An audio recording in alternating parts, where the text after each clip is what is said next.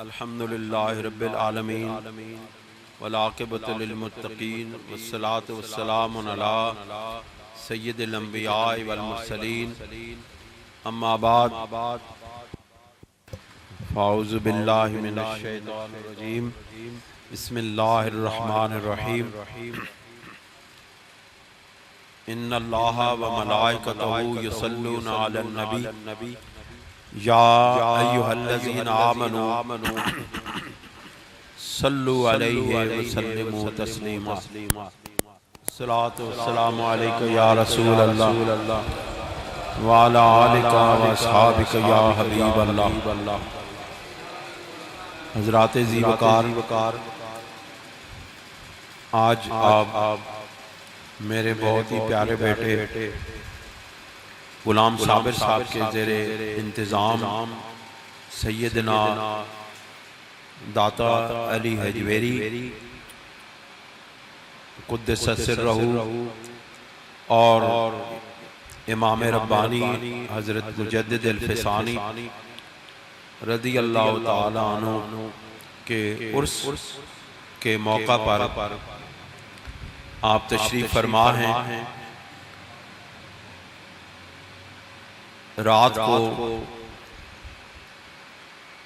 جناب مدنی صاحب نے مجھے کہا کہ آپ کشف المعجوب کے 19ویں باب یعنی مشاہدہ حق پر گفتگو کریں۔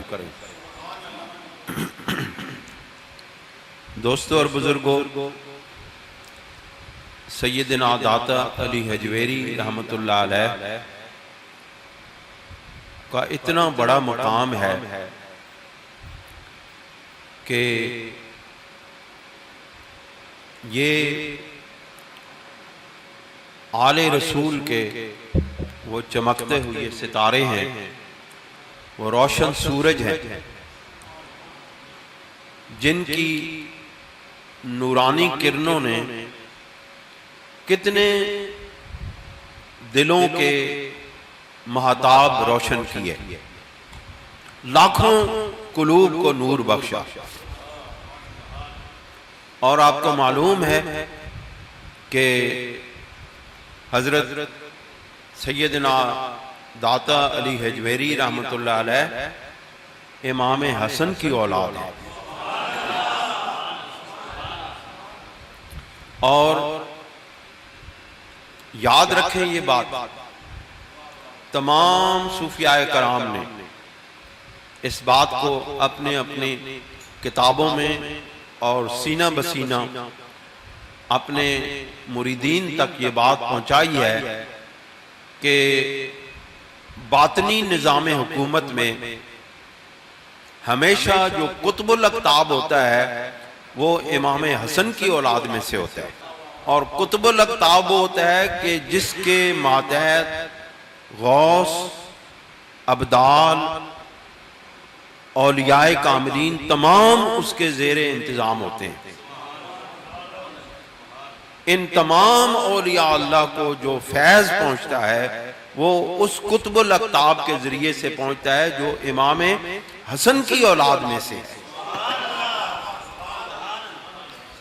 ہماری اکثر کتابوں میں یہ لکھا ہوتا ہے کہ 12 امام ہیں آل رسول کے، بے شک وہ 12 امام ہیں۔ اہل سنت و جماعت بھی ان کو مانتے ہیں امام، اور شیعہ روافض بھی ان کو اپنا امام مانتے ہیں، یعنی امام مانتے ہیں۔ دوستو، ان کی امامت جو ہے وہ باطنی علوم کے ترسیل تک ہے، یعنی وہ جو 12 امام ہیں وہ باطنی علوم کو تقسیم کرتے ہیں، اور امام حسن کی اولاد میں سے بہت مجھے دکھ ہوتا ہے کہ ہمارے اہل سنت و جماعت کو پتہ نہیں کیا ہو گیا ہے، ان کو اپنا عقیدہ بیان کرنا بھی نہیں آتا۔ ہمارے علماء کدھر گئے ہیں وہ حق بات بیان کرنے والے علماء؟ یاد رکھیں جو باطنی علوم کی تقسیم ہے وہ امام حسین کی اولاد کے ذمہ ہے، اور باطنی نظام کی جو کنٹرول ہے وہ امام حسن کی اولاد کے پاس ہے۔ صلی اللہ علیہ وآلہ وسلم کی جو پہلی نگاہ کرم پڑی تھی وہ حضرت مولا علی کے بعد امام حسن پر پڑی تھی۔ امام حسین بعد میں پیدا ہوئے تھے۔ سنیو، امام حسن کا تذکرہ نہیں ہوتا، شیعہ تو کرتے ہی نہیں ہیں، تکلفانہ کرتے ہیں، اہل سنت بھی ان کو بھول گئے ہیں۔ امام حسن اور آپ کی اولاد کا بڑا مقام و مرتبہ ہے۔ او تواڈے کولوں ایک داتا دا فیض نہیں سنبھالیا گیا امام حسن دی اولاد بچوں، باقی کتھوں سنبھالا جائے؟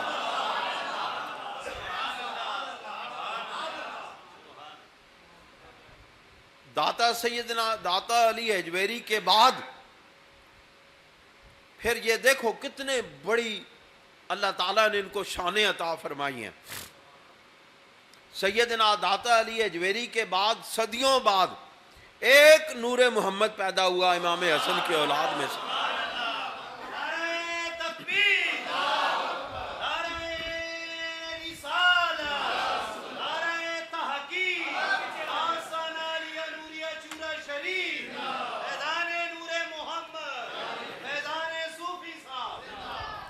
میں نو پچھلی باری میں ایتھے بیان کر کے گیا نا حیات الاسلام، مولوی صاحب میں نو آکھن لگے بھئی تسی لکھی ہوئی تقریر نہیں کیتے کرو، اس طرح جڑے تسی کر رہے ہو اس طرح کمال ہو جانا۔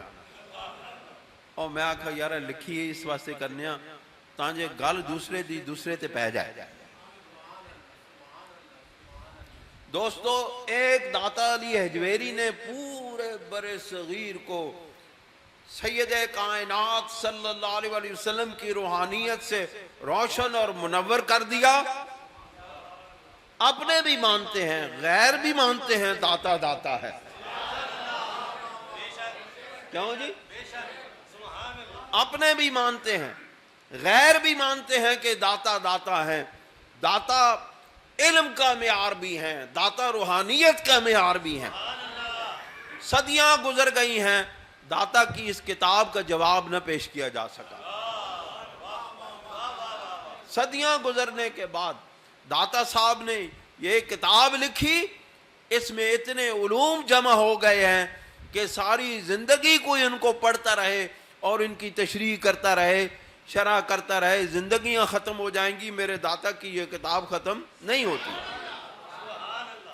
پھر اس کتاب کو یہ شرف حاصل ہے، اس کو جو کوئی پڑھتا ہے، عالم پڑھتا ہے، وہ اس سے فیض حاصل کرتا ہے۔ کوئی کم پڑھا لکھا پڑھتا ہے وہ بھی اس سے فیض حاصل کرتا ہے۔ لوگوں، اس سے بڑھ کے اور روحانیت کیا ہوگی؟ ہر کسی کو اپنے اپنے ظرف کے مطابق فیض عطا کیا جاتا ہے۔ بے فیض یہ کتاب کسی کو بے فیض نہیں ہونے دیتی۔ سیدنا داتا علی حجویری رحمۃ اللہ علیہ ارشاد فرماتے ہیں کہ جس کا کوئی پیر نہ ہو وہ میری یہ کتاب اپنے پاس رکھ لے، اس کا یہ مرشد ہوگی، اس کو یہ مرشد مل جائے گی۔ مطلب کیا؟ جو اس کتاب کو پڑھ لیتا ہے اللہ تعالیٰ اسے مرشد حق عطا فرما دیتا ہے۔ اس کی یہ کتاب اہل حق کی طرف رہنمائی کرنے والی ہے، یہ کتاب سچوں کے ساتھ ملانے والی ہے، یہ کتاب سچوں کے ساتھ جوڑنے والی ہے، یہ کتاب اولیاء اللہ کی بارگاہوں میں لے کے جانے والی ہے۔ یہ کتاب دوستو یہ روحانیت کا خزانہ ہے، اس کو کم از کم زندگی میں ایک بار پڑھ لو، پڑھ نہیں سکتے ہو تو سمجھ لو، سن لو کسی سے۔ میں آپ کو بتاؤں ایک بات اپنی ذاتی،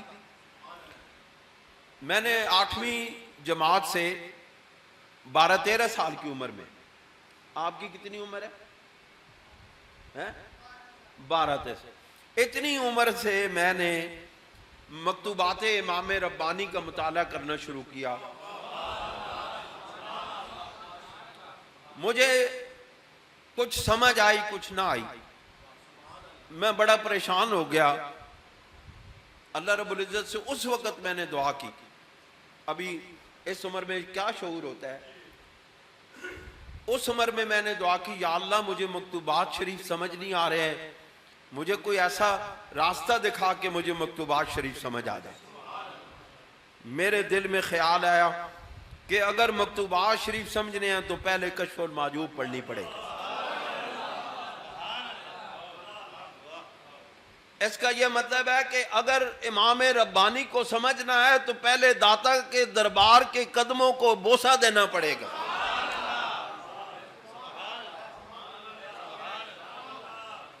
پھر میں نے مکتوبات شریف ایک طرف رکھ دیے، پھر کشف المحجوب شروع کی، ایک بار پڑھی، 2 بار پڑھی، 3 بار پڑھی، ہر بار نئے ابواب کھلتے گئے۔ اے ہن بھی پڑھ لو، اے ہن میں تواڈے سامنے پڑھن لگا نا، ہن تسی دیکھو کنیاں گلاں وچوں نکلن گیاں۔ کی خیال ہے تواڈا؟ ذرا سبحان اللہ کہہ دو۔ ویسے میں میری ویسے عادت نہیں اس طرح کہنے دی، لیکن ہن دل کر رہا ہے کہ تسی سبحان اللہ کہہ۔ دوستو، پھر جس وقت میں نے 3 بار اس کتاب کو پڑھا تو اللہ رب العزت نے سیدنا داتا علی حجویری کی روحانیت کے صدقے مجھ پر مکتوبات امام ربانی آسان کر دیے، اور آج آپ دیکھیں انشاءاللہ العزیز ایک ہفتے کے اندر، چند دنوں کے اندر امام ربانی، مکتوبات امام ربانی کی شرح کی پہلی جلد آپ کے سامنے آ رہی ہے۔ میں سمجھتا ہوں کہ یہ داتا صاحب کا ہی فیض ہے۔ یاد رکھو سیدنا داتا علی حجویری رحمۃ اللہ علیہ وہ ہستی ہیں جن کی ذات تو اپنی جگہ پر ہے، لیکن جن کی قبر اس برے صغیر پر حکومت کرتی ہے۔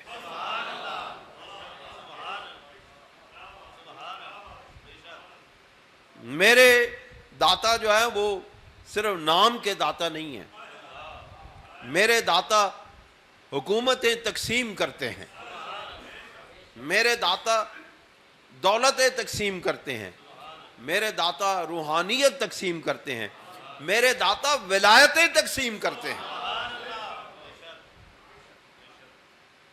اللہ کریم ہمیں ان بزرگوں کی سچی عقیدت عطا فرمائے۔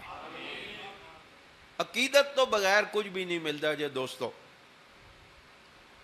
جس وقت تک دل نہ جڑے کسی ولی کامل دے نال، اس وقت تک بندے نو کچھ بھی نہیں ملتا۔ سمجھے ہو نا؟ اے جڑے تانوں ولی نظر آندے نے نا، اے سارے تواڈے اپنے نے۔ کسی غیر وچ بھی ویکھیا جے ولی؟ کسی کالے چٹے بھی ویکھیا جے ولی؟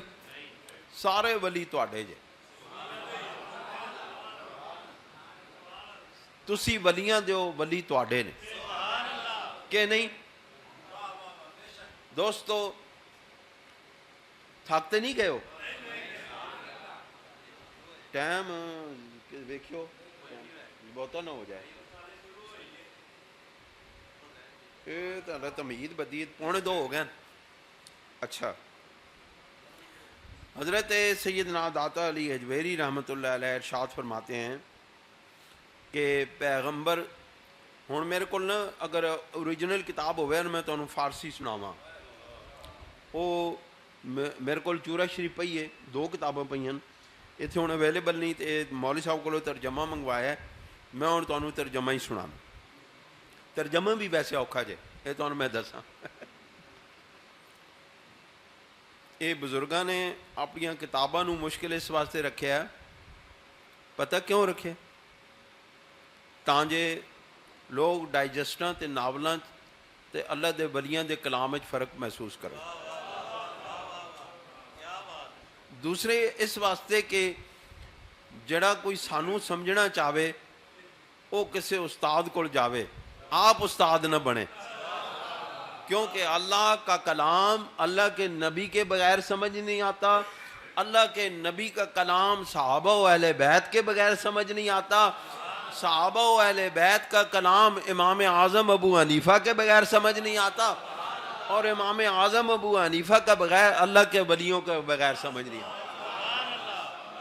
تانوں اے جڑے ولی نے نا، انہوں نے تانوں ایسا رکھا ہے کہ تانوں کوئی نہ کوئی استاد لبنا پیسی، استاد تو بغیر تسی انہاں کلاماں نو، انہاں اعلیٰ کلاماں نو سمجھ نہیں سکتے۔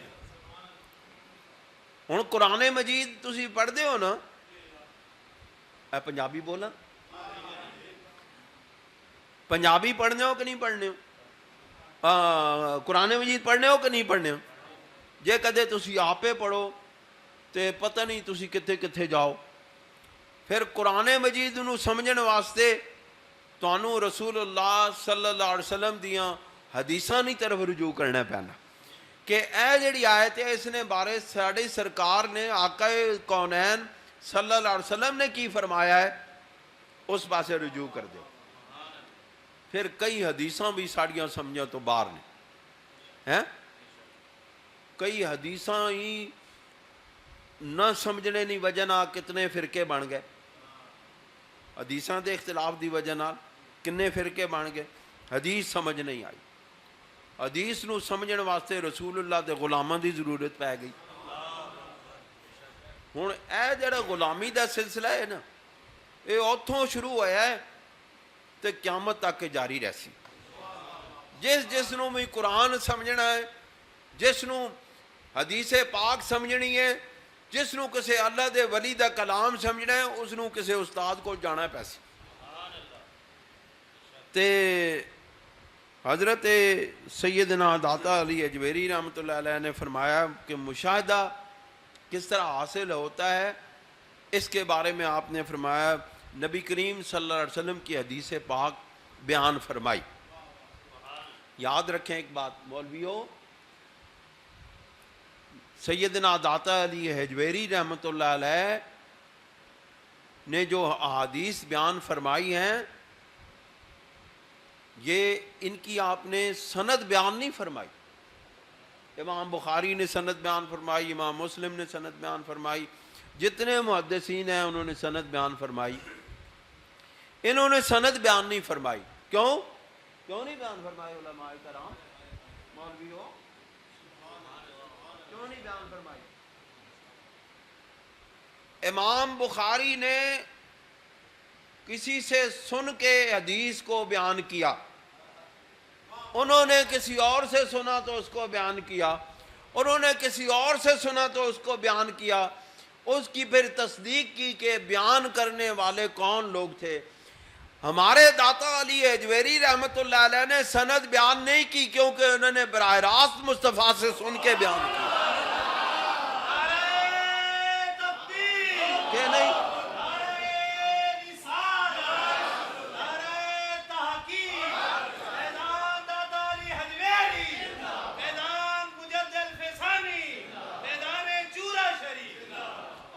امام بخاری محتاج ہے سند کا، امام مسلم محتاج ہے سند کا، امام ترمذی محتاج ہے سند کا، امام نسائی محتاج ہے سند کا، امام ابو داؤد محتاج ہے سند کا، داتا سند کا محتاج نہیں ہے، براہ راست دیکھ کے سن لے۔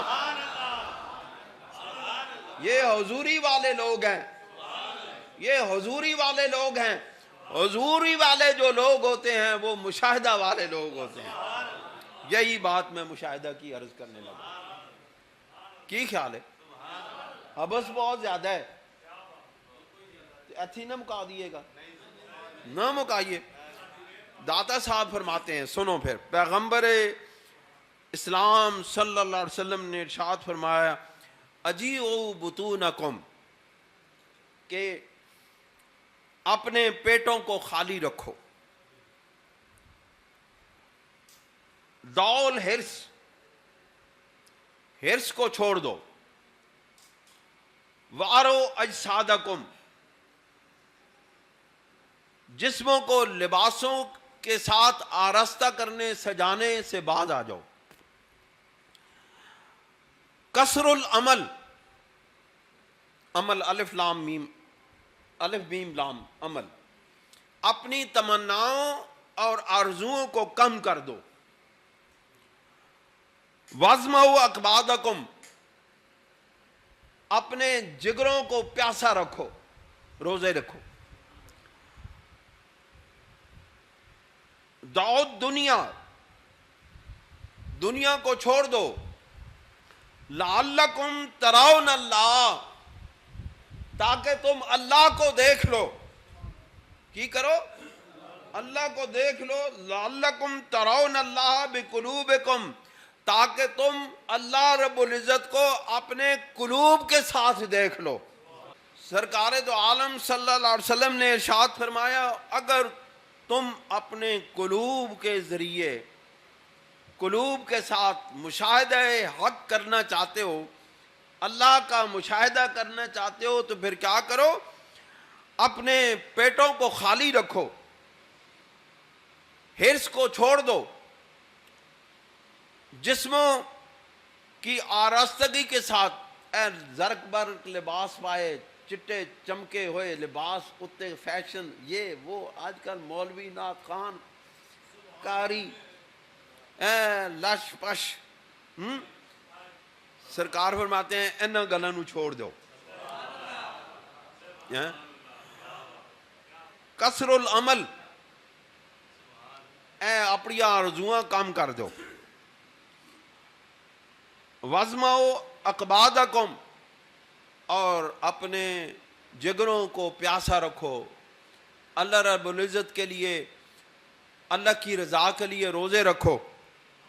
دعو دنیا، دنیا کو چھوڑ دو. دنیا چھوڑنے کا مطلب یہ بھائی کام کرنا چھوڑ دو نہیں. اتنے سارے احمد آباد والے کام چھوڑ کے بہ جان کے پیرا آنکھیں جی دنیا چھوڑ دو. اور کام نہیں چھوڑنا، کام کرنا ہے. دل دے اندر دنیا دی طلب اور ہرس نو چھوڑ دیں کہ او فلانا بندہ اینا ہو گیا، میں بھی یہ کر لوں، میں بھی یہ اکٹھا کر لوں، میں بھی نا. عزت کی روٹی طلب کرو، بس عزت کے ساتھ عزت طلب کرو اللہ کی بارگاہ سے. دعا کیا کرو، یا اللہ دنیا میں عزت و آبرو کے ساتھ زندہ رکھ. بس یہ دعا کیا کرو.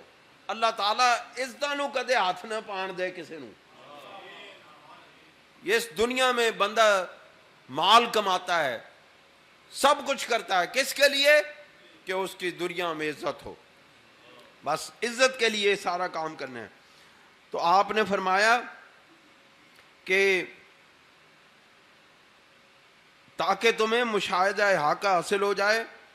حضرت جبرائیل علیہ السلام نے حضور صلی اللہ علیہ وسلم سے اس احسان کی ماہیت کے بارے میں کہ کیا کیفیت ہوتی ہے، احسان کی کیا کیفیت ہے، مل احسان، بخاری شریف کی تمام حدیث میں یہ حدیث پاک ملتی ہے، تمام حدیث کی کتب میں، کہ حضرت جبرائیل علیہ السلام تشریف لائے کہ آپ نے فرمایا مل ایمان، مل اسلام، مل احسان.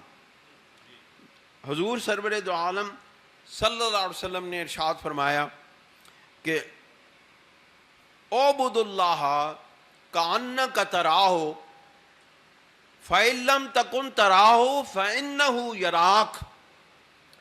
کہ احسان یہ ہے کہ تم اللہ رب العزت کی اس طرح عبادت کرو، اتنے اخلاص کے ساتھ عبادت کرو، اتنے خلوص کے ساتھ عبادت کرو، اپنے باطن کو اتنا پاکیزہ کر کے عبادت کرو کہ تم اس کو دیکھ لو. نماز میں کھڑے ہوو، دیکھ تسی اپنے رب نو رہے ہوو. یہ ہے احسان. اعبد اللہ فإنہ کأنک تراہ، تم اس طرح عبادت کرو کہ جس طرح تم اسے دیکھ رہے ہو. فإن لم تکن تراہ، اگر عبادت تم اس لیول تک نہ لے جا سکو، اس معیار تک نہ لے جا سکو کہ تم اسے دیکھ سکو، تو پھر یہ یقین کر لو کہ فَإِنَّهُ يَرَاكَ، کہ وہ تو تمہیں دیکھ رہا ہے۔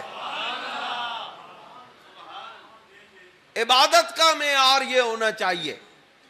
حضرت داتا علی اجمیری نے سید کونین صلی اللہ علیہ وسلم کی حدیث پاک بیان کر کے ارشاد فرمایا کہ حق تعالیٰ نے حضرت داؤد علیہ السلام کی طرف وحی فرمائی کہ اے داؤد، معلوم ہے میری معرفت کیا ہے؟ عرض کیا مولا نہیں معلوم۔ فرمایا میرے مشاہدہ سے دل کا زندہ ہونا یہ معرفت الہی ہے۔ ہن مشاہدہ کس طرح حاصل ہوئے؟ مشاہدہ ہے کیا؟ دو چیزیں ہیں، ایک ہے رویت، ایک ہے مشاہدہ۔ رویت ہے آنکھوں سے رب کو دیکھ لینا، رویت کیا ہے؟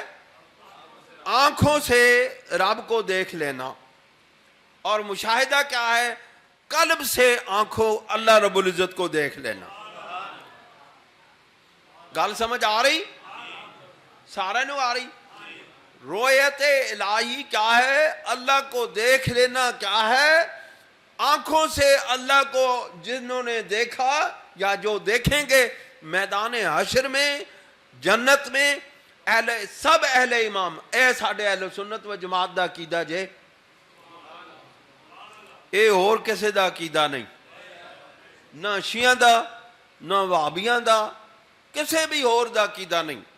اے صرف اہل سنت و جماعت کا عقیدہ ہے کہ تمام اہل ایمان یعنی اہل سنت و جماعت جنہاں دا عقیدہ وہی ویکھن گے،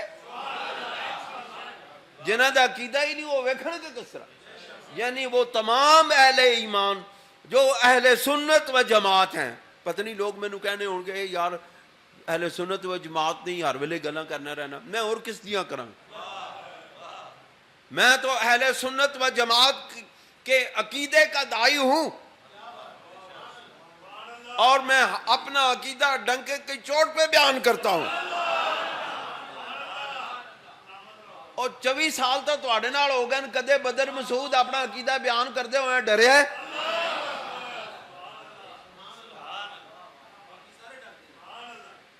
اسی گل کرنے ہونے ہیں کھول کھلا کے، اور پاجی کہنے ہیں کھل کھلا کے۔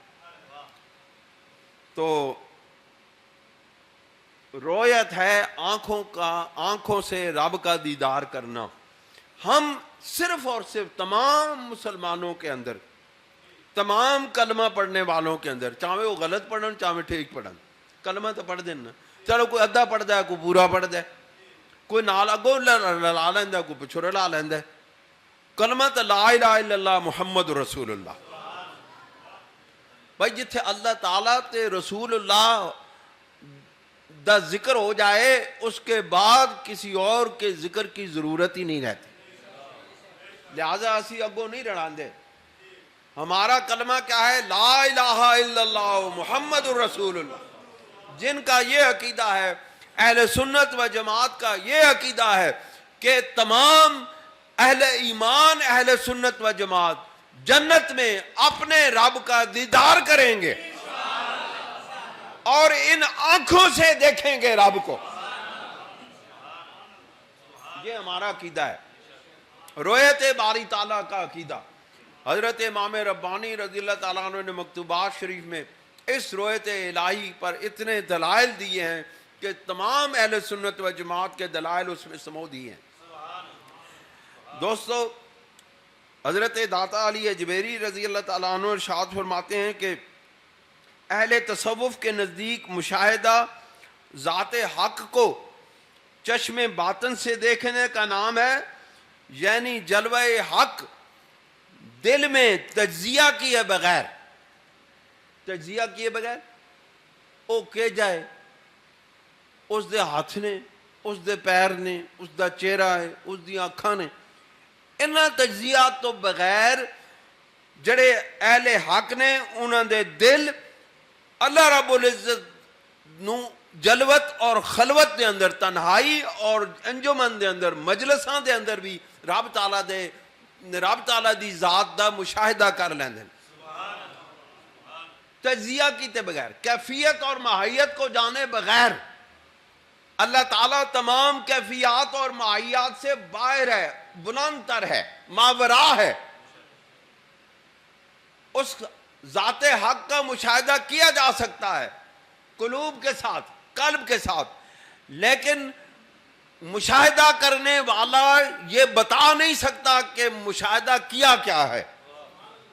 یہی داتا صاحب نے آگے فرمایا، آپ فرماتے ہیں کہ حضرت ابو العباس بن عطا رحمت اللہ علیہ اس قول حق کی تفسیر کر رہے تھے، کس کی؟ کہ ان الذین قالوا ربنا اللہ ثم استقاموا تتنزل علیہم الملائکہ اللہ تخافوا ولا تحزنوا وابشروا بالجنۃ التي کنتم توعدون نحن اولیاءکم فی الحیاۃ الدنیا وفی الآخرہ۔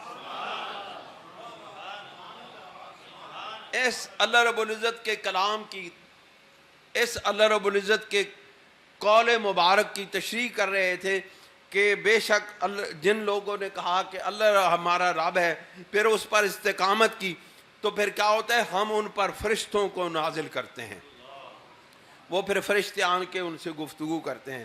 تفسیر کے دوران میں فرمایا کہ جن لوگوں نے مجاہدہ میں یوں کہا کہ پروردگار تو اللہ تعالیٰ ہے، اور پھر مشاہدہ حق کی بساط پر مضبوطی سے ثابت قدم رہے، یعنی جنہوں نے مجاہدہ کرتے ہوئے، ایک دو چیزیں ہیں، مجاہدہ ہے اور مشاہدہ ہے، دو چیزیں۔ مجاہدہ کیا ہے؟ مشاہدہ کو حاصل کرنے کے لیے جو عبادت اور ریاضت کی جاتی ہے وہ مجاہدہ ہے، اور اس مجاہدے کے نتیجے میں جو قلب کو رب ذوالجلال کا مشاہدہ نصیب ہوتا ہے اسے مشاہدہ حق کہتے ہیں۔ آپ فرماتے ہیں کہ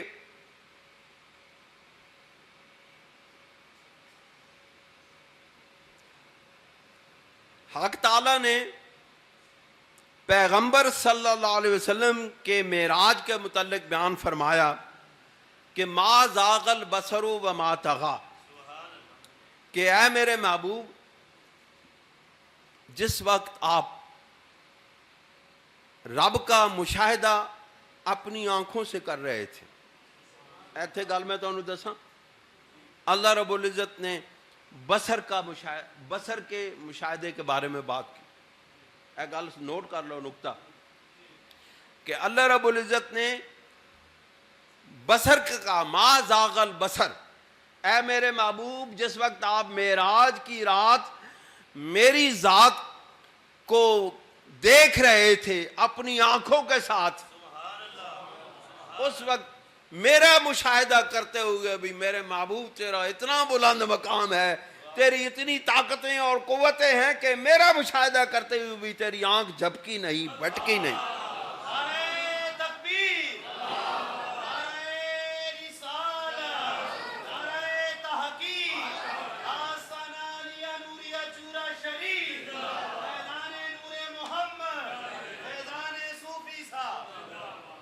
ما زاغ البصر وما طغی،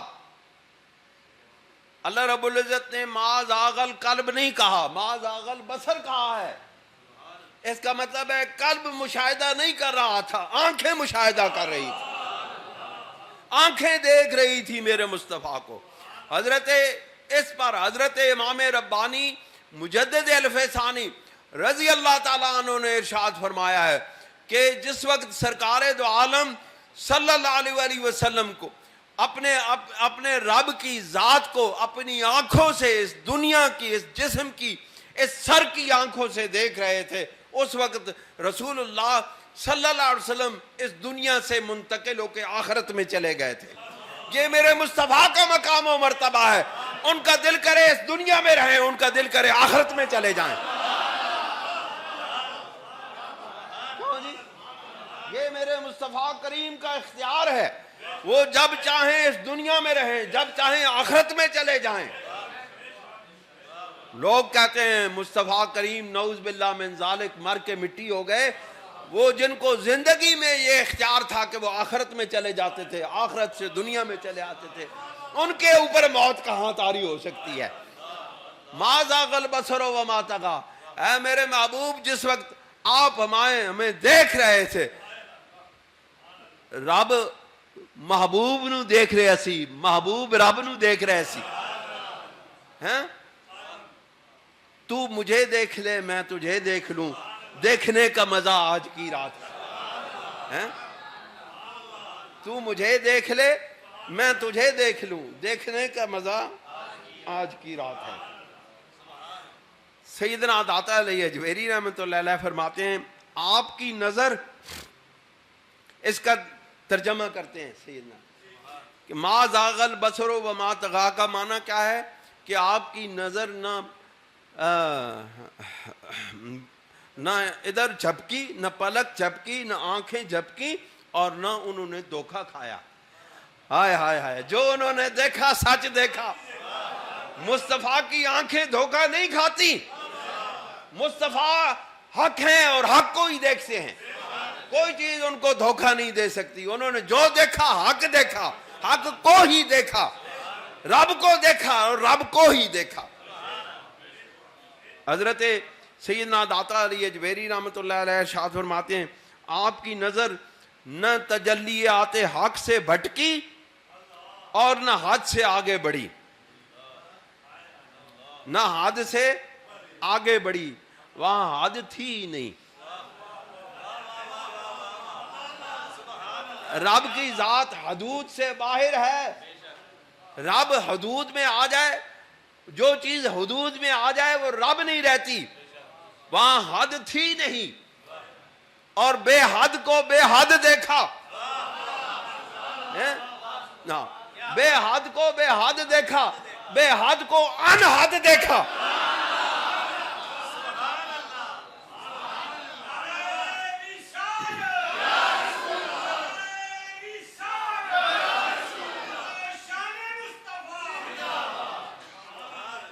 آپ فرماتے ہیں یہاں تک کہ آپ کی چشم باطن نے ہر دیکھنے والی چیز کو دیکھ لیا۔ جب محب حق موجودات سے نظر پھیر لیتا ہے تو چشم باطن سے مشاہدہ حق میں مشغول ہو جاتا ہے۔ حق تعالی نے فرمایا قل للمؤمنین یغضوا من ابصارہم، اے میرے محبوب مومنوں سے کہہ دیں اپنی نگاہوں کو نیچا رکھا کریں، مومنوں سے کہہ دو اپنی نگاہوں کو نیچا رکھا کریں کہ وہ ہمیں دیکھنے والی نگاہیں ہیں، کسی اور کو نہ دیکھیں۔ جو ہمیں دیکھنے والی نگاہیں ہوتی ہیں رب تعالیٰ فرماتے ہیں اے میرے محبوب آپ فرما دیں، آپ کے فرمائے ہوئے پر عمل کریں گے۔ اے میرے محبوب آپ فرما دیں کہ اپنی نگاہوں کو نیچا رکھیں، کیونکہ یہ ان نگاہوں نے ہمیں دیکھا ہے یا دیکھیں گی۔ ہن نہیں ویکھیا تے موت دے وقت ویکھ لین گی، موت دے وقت نہیں ویکھیا تے قیامت وچ ویکھ لین گی، قیامت وچ نہیں ویکھیا تے پھر جنت وچ تے ویکھن گی ویکھن۔ اے او نظراں نے جنہاں نوں دنیا تے جھکیا ہیں، جھکے ہوئی نگاہوں، جب جھکی ہوئی نگاہیں اس دنیا میں رہیں گی تو آخرت میں یہ کسی اور کو نہیں دیکھیں گی، یہ صرف رب کو دیکھیں گی۔ فرمایا کہ حضرت، میں مختصر کر رہا ہوں بھائی، حضرت بایزید بسطامی رحمۃ اللہ علیہ سے آپ کی عمر پوچھی گئی کہ تہاڈی عمر کتنی ہے؟ حضرت بایزید بسطامی رحمۃ اللہ علیہ نے فرمایا 4 سال، اور اس وقت کم از کم آپ کی 80-90 سال عمر تھی۔ آپ نے فرمایا 4 سال۔ داتا صاحب فرماتے ہیں لوگوں کو تعجب ہوا تو آپ نے فرمایا میں 70 برس تک دنیاوی رجحانات میں رہا ہوں، میں 70 برس تک دنیا کو دیکھتا رہا ہوں، صرف 4 سال سے مشاہدہ حق میں مصروف ہوں اور یہی میری زندگی ہے۔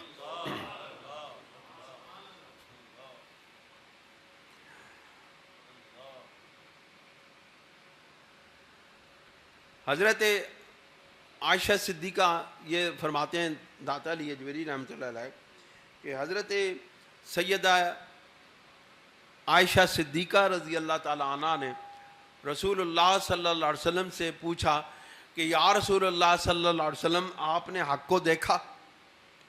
حضور سرور دو عالم صلی اللہ علیہ وسلم نے فرمایا کہ میں نے حق تعالیٰ کو دیکھا نہ حضرت عائشہ صدیقہ نے جب فرمایا کہ کیا آپ نے حق تعالیٰ کو دیکھا تو آپ نے فرمایا کہ میں نے حق تعالیٰ کو نہیں دیکھا۔ حضرت عبداللہ ابن عباس سے روایت ہے کہ جب انہوں نے حضور صلی اللہ علیہ وسلم سے پوچھا کہ یا رسول اللہ صلی اللہ علیہ وسلم آپ نے حق تعالیٰ کو دیکھا تو حضور سرور دو عالم صلی اللہ علیہ وسلم نے فرمایا میں نے حق تعالیٰ کو دیکھا۔ اب اس کی تشریح بیان کرتے ہیں، کچھ میں بیان کروں گا اپنی طرف سے، کچھ داتا صاحب نے بیان کیا۔ حضرت سیدنا داتا علی اجویری رحمۃ اللہ علیہ فرماتے ہیں کہ لوگوں میں اس بات پر اختلاف ہوا مگر دوستان حق نے جو بہتر صورت، یعنی ان باتوں میں اختلاف ہوا، کچھ لوگوں نے کہا کہ سیدہ عائشہ صدیقہ کی بات سچی ہے، کچھ لوگوں نے کہا کہ عبداللہ ابن عباس کی بات سچی ہے۔ اس میں لوگوں کا اختلاف ہو گیا کہ کس بات کو قبول کریں۔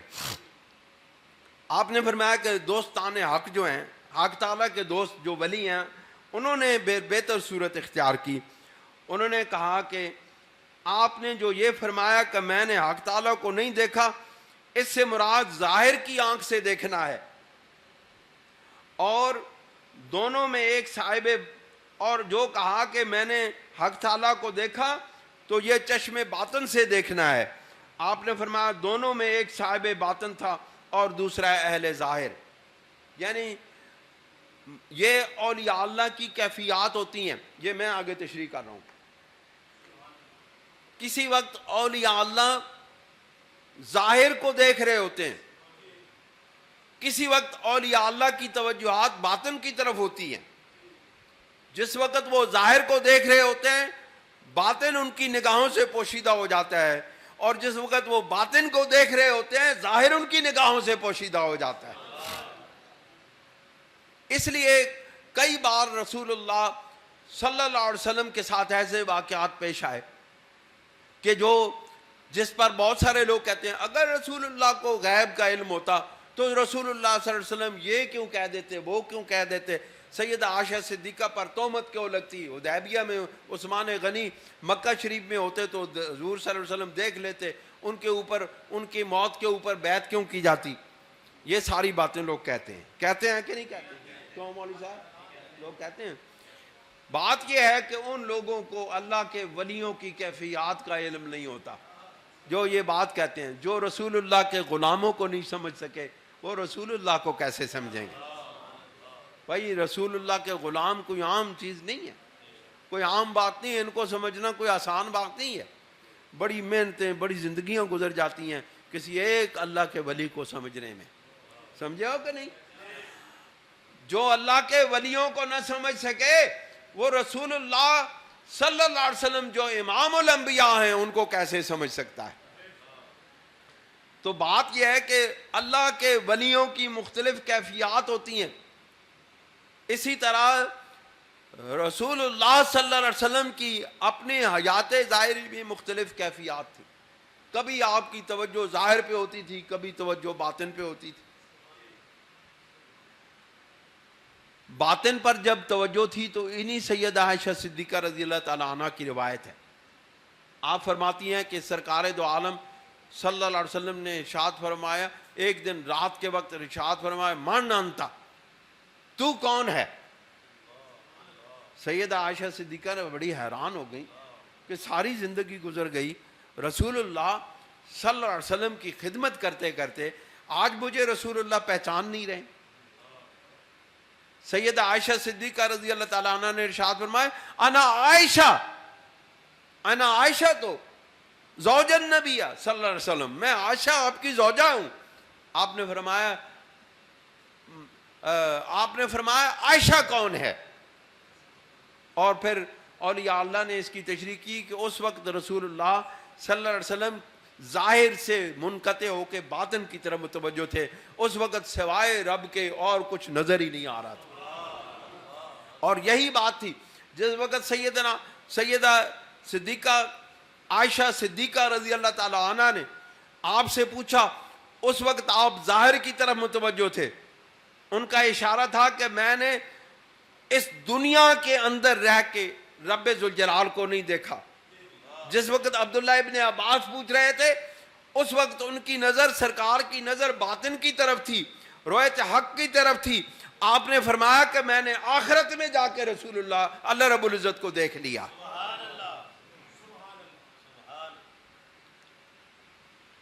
حضرت جنید بغدادی رحمۃ اللہ علیہ کا قول لکھا ہے. آپ نے فرمایا کہ اگر حق تعالیٰ فرمائے کہ مجھے دیکھ، جنید بغدادی رحمۃ اللہ علیہ فرماتے ہیں کہ اگر حق تعالیٰ فرمائے مجھے، جنید بغدادی کو کہے کہ مجھے دیکھ، تو آپ نے فرمایا میں کہوں گا کہ میں تو نہ دیکھوں، میں تو نہ دیکھوں. کیونکہ اس کی وجہ بیان، کیونکہ محبت میں آنکھ کی حیثیت غیر کی ہے. آپ نے فرمایا کہ اگر اللہ رب العزت مجھے کہے کہ مجھے دیکھ تو میں تو نہیں دیکھوں گا. کیوں؟ اس کی وجہ یہ ہے کہ آنکھ سے دیکھنا رب، پھر مجھے آنکھوں سے اللہ کو دیکھنا پڑے گا، اور آنکھ اللہ کی غیر ہے. میں اللہ کو اس کے غیر سے نہیں دیکھنا چاہتا، میں تو اس کو باطن سے دیکھوں گا، کیونکہ باطن میں میرے اور اس کے درمیان کوئی چیز حائل نہیں ہے. اس پر مترجم نے غالب کا بہت خوبصورت شعر لکھا ہے، ذرا سماعت فرمائیں. انہوں نے کہا کہ دیکھنا قسمت میں اپنے آپ رشک آ جائے ہے، دیکھنا قسمت میں، دیکھنا قسمت کے اپنے آپ پر رشک آ جائے ہے. میں تجھے دیکھوں بھلا کب مجھ سے دیکھا جائے ہے، میں تجھے دیکھوں بھلا کب مجھ سے دیکھا جائے ہے.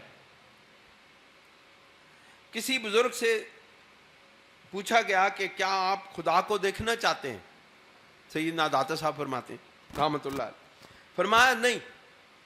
پوچھا کیوں؟ فرمایا موسیٰ علیہ السلام نے درخواست کی تھی تو دیکھ نہ پائے. کہا تھا نا رب ارینی، کہ مجھے کیا تھا کہ اے رب مجھے اپنا دیدار کرا. اللہ رب العزت نے فرمایا لن ترانی، تو مجھے نہیں دیکھ سکتا. انہوں نے فرمایا تو دیکھنا چاہے تو کی دعا کرے گا، طلب کرے گا؟ انہوں نے کہا نہ نہ نہ نہ. موسیٰ علیہ السلام نے طلب کی تھی دیکھنے کی، اللہ رب العزت نے کہا کہ نہ جی نہ جاؤ، اسی اے دیدار کسے اور واسطے رکھیا ہے، اے دیدار کسے اور واسطے وے.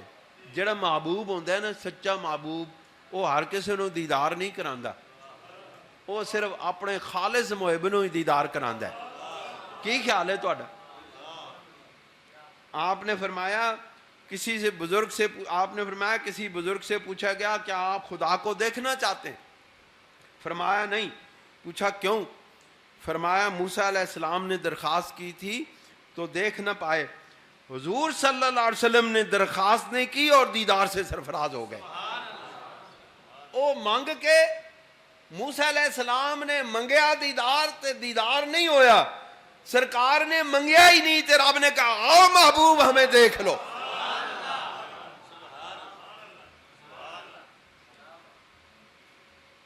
دوستو اور بزرگوں، حضرت داتا علی اجویری رحمۃ اللہ علیہ فرماتے ہیں کہ حضرت ذنون مصری رحمۃ اللہ علیہ بہت بڑے ولی کامل ہیں. وہ فرماتے ہیں کہ میں نے ایک دفعہ مصر میں دیکھا کہ کچھ لڑکے ایک جوان کو پتھر مار رہے ہیں. کاش سارے جوان ایجے ہو جائیں. ایک جوان کو پتھر مار رہے ہیں. میں نے پوچھا ایسا کیوں کرتے ہو؟ لڑکوں نے کہا یہ دیوانہ ہے، یہ دیوانہ ہے. پوچھا تم نے اس کا کیا دیوانہ پن دیکھا؟ لڑکوں نے کہا یہ کہتا ہے کہ میں خدا کو دیکھ رہا ہوں، میں خدا کو دیکھ رہا ہوں. میں نے جوان کو مخاطب کر کے پوچھا کہ کیا یہ سچ ہے جو لڑکے کہہ رہے ہیں؟ جوان نے جواب دیا کہ ہاں یہ سچ ہے. اس نے کہا اگر حق تعالی ایک لمحہ کے لیے بھی میری نظر سے چھپ جائے تو حجاب حائل ہو جائے اور میں اطاعت الہی سے محروم ہو جاؤں. میں تو اطاعت ہی اس کی اس کو دیکھ کے کرتا ہوں. اللہ تعالی ہمیں ایسی کیفیات نصیب فرمائے. ہمارے قلوب کو اللہ کریم زندگی عطا فرمائے. ہم اس دنیا کے اندر بھی اور قبر میں بھی، حشر میں بھی، جنت میں بھی اپنے رب کا دیدار پا سکیں.